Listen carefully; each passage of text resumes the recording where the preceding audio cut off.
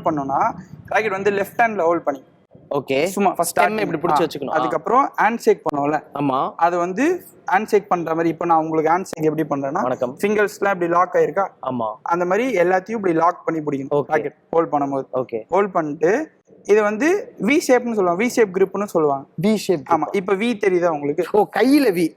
Okay இந்த we இந்த ஸ்டெம்முக்கு ஸ்ட்ரைட்டா ஸ்ட்ரைட்டா. ஓ அந்த கேப் கரெக்ட்டா அந்த ஸ்டெம்முக்கு ஸ்ட்ரைட்டா இருக்கும். ஆமா வி ஷேப் இருந்தா இது வி ஷேப் கிரிப் சொல்லுவாங்க. புரிஞ்சிருச்சு. ஓகே அப்புறம் ஃபோர் ஹேண்ட் கிரிப்.